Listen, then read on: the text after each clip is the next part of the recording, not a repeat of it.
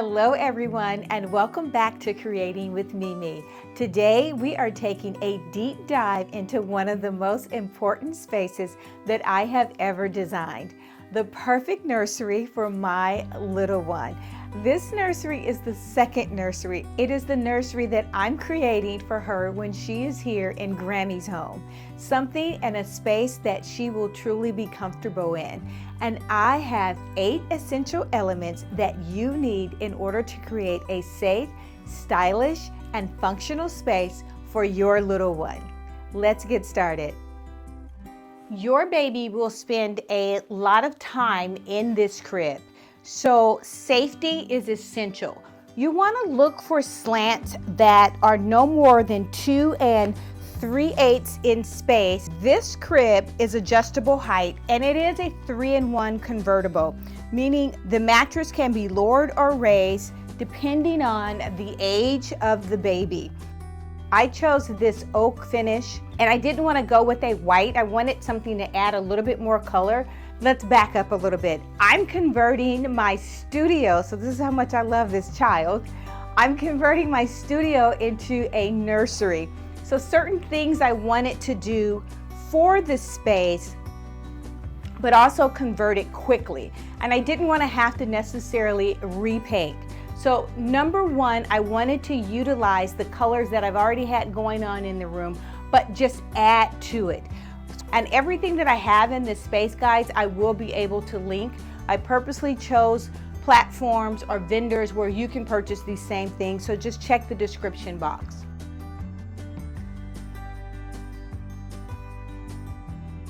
Next element, or the window treatments or curtains. Blackout curtains would be essential for the space. It is going to promote healthy sleeping, especially in the day for daytime naps. Those of us that are parents, we know that it's so difficult to get the little one down for a nap. And right now, blackout curtains are just amazing. You can get an array of fabrics. These are custom because I wanted a certain print and I wanted a certain fabric. So the blackout curtains, and what it does is it prevents sunlight from coming into the space and it just darkens the room. This is something, guys, that I design with blackout curtains quite often for clients. I have them in my primary bedroom. I don't even know. I'm not awakened by sunlight at all. I'm just awakened by my internal clock, and occasionally I need to set an alarm.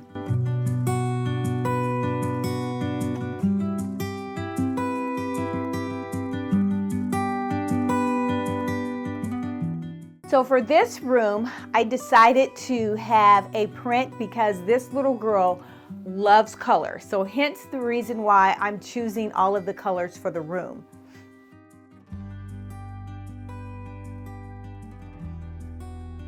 Next element would be a comfortable chair. In this location in space, I've chosen 4 additional different seating components. One being the table for her to grow into, and she can do her arts and crafts. If she has company over, there's 2 seats for that table.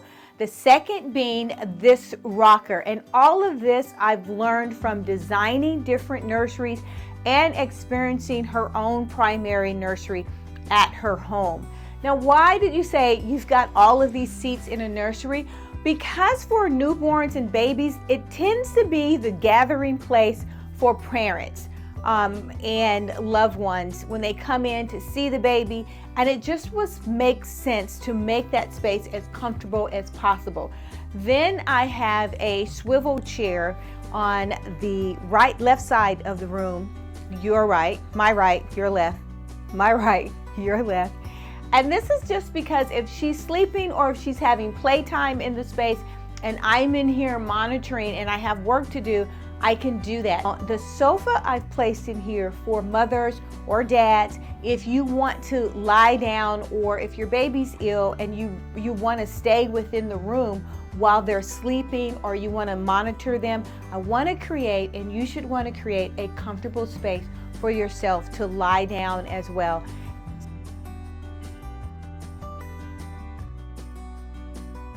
Next up is storage. Now, babies come with a lot of stuff, and diapers, clothing, a changing table, and they need a lot of storage. You think that they would not.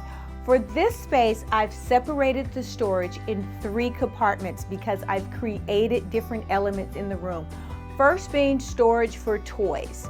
And I want to make sure that I'm incorporating and I'm promoting for my grandbaby to put away the toys at the end of the playtime, at the end of the day. And I did the same thing with my kids. I'm going to say it worked out 50-50 in terms of organization. Let's say this, they know how to organize. They know how to put things away. Whether they choose to do that as adults, that's a whole different story. And the other part is it's their home. So the 3 elements that I've chosen for toy storage, then I also have chosen book storage.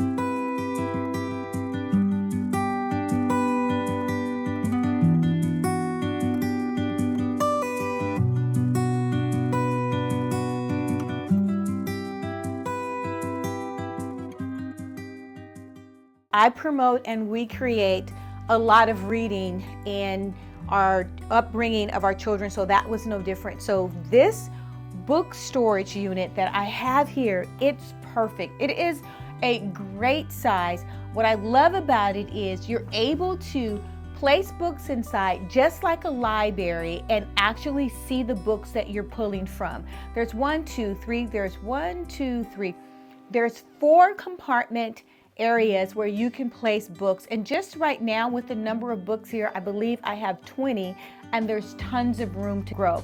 I love the element of the wood, which complements the wood to the bed. So I am bringing in that wood element. You'll see the wood element again with the swivel chair. You guys know I love a good swivel. The third and final storage area, or the open shelves that I've selected, and I love these. I actually have 7 shelves.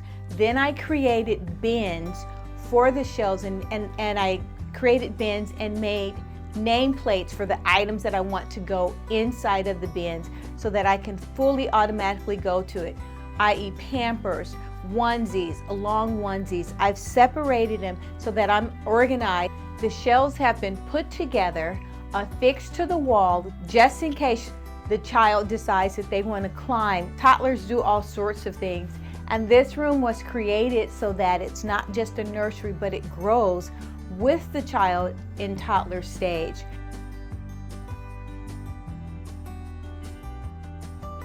Color, creating a color scheme. The color scheme is pink. Yellow is her favorite color, and she loves art. So I wanted to create something personal where it would be artsy, colorful, not too overstimulated, and I want to start off with this rug. It's a bang for the buck. It's super soft. Babies do a lot of floor time. That is where they explore and they learn, and so I wanted something that was super soft but colorful. I went with a pink, and it's blue and it's yellow, but this rug comes with several different colors, so you can choose, but since yellow is her favorite color, I did want to incorporate that. Incorporating the yellow with the pink, there is a trick to that, so it wouldn't seem overwhelming, or it wouldn't seem like, not so much, Mimi. That's not going to work. Why it works is because all of the outer walls are white, so most of the color is centered within the room.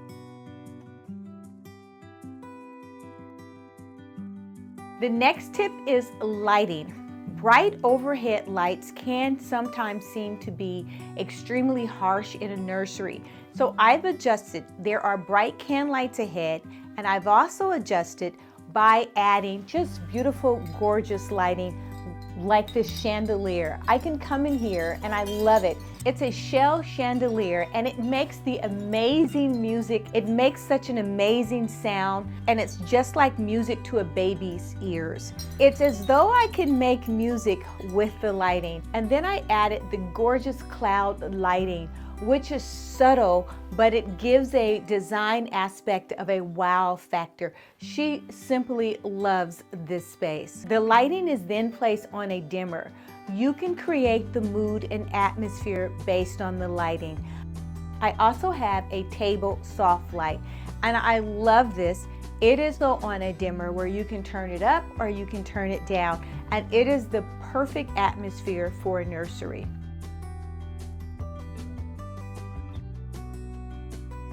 The next tip is a baby monitor. Now there's two different types of baby monitors.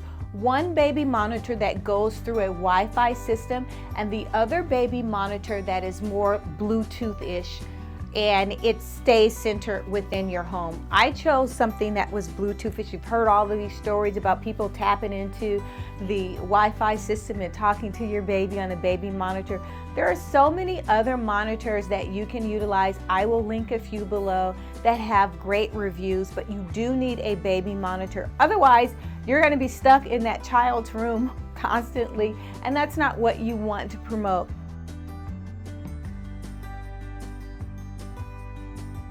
Next tip, keep in mind that this is that child's domain, their play area, and so you want to create a play area for them to play in. Even if you choose to have two different play areas, one where if she's sitting down reading a book or having arts and crafts. How adorable are these chairs? Very, very sturdy. They're supposed to sit up to 200 pounds. Let's see. Oh, okay. Very, very sturdy.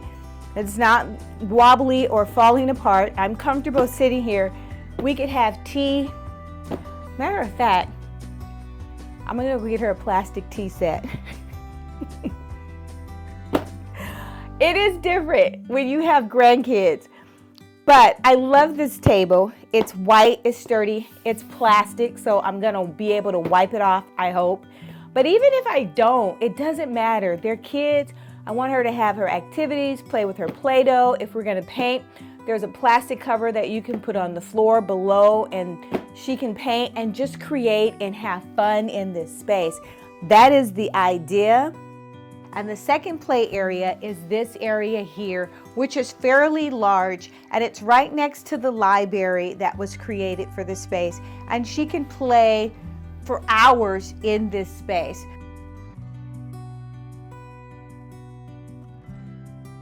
The next tip is creating personal touches. Touches that may be important to the parents or the grandparents, the grandparents like myself, or the child. Create personal touches. I've created a wall of personal touches with these gorgeous frames, and I framed different moments of the baby's life prior to and upon entering on the earth. And I think she's gonna love it. As she gets older and she understands what it is that she's seeing, she's got photos of her mommy carrying her, the first time that her dad ever held her. These are things that will be personable and memorable to her throughout her life. So create an element somewhere, find an element of something that's personal or that could be personal to the child as they develop. The other personalized element that I've included is placing her name on the wall. The ironic thing is this room belonged to her mom. So her mother grew up in this space, and we had a similar effect or design element with my daughter's initials. I've placed Sky's name on the wall, and I think it's adorable. All I did was go to Hobby Lobby, I think, and purchase the individual letters, paint it out to coordinate with the colors that were going on in the space, and hung them up on the wall. Now, since these are over the bed, I did double and make sure that they're not going to come off the wall in an earthquake, because we're in California, we have earthquakes. And so that's with anything that you place near the crib, above the crib. You want to secure it and make sure that it isn't going to come out of the wall or fall into the crib or near the baby's crib.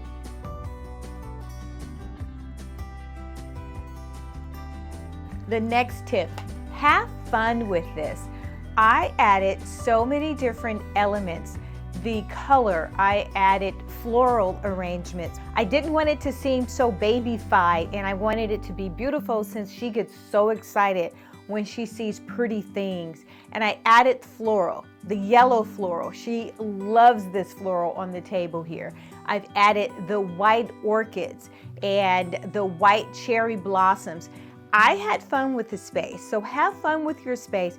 Incorporate different color palettes, but have everything where it comes together and it looks adorable. I hope these tips help you with creating the perfect nursery for your loved one. Until next time, make every day a great day. If you like this video, hit that like button or subscribe. You will be notified each time there is a new upload. Until next time, make every day a great day.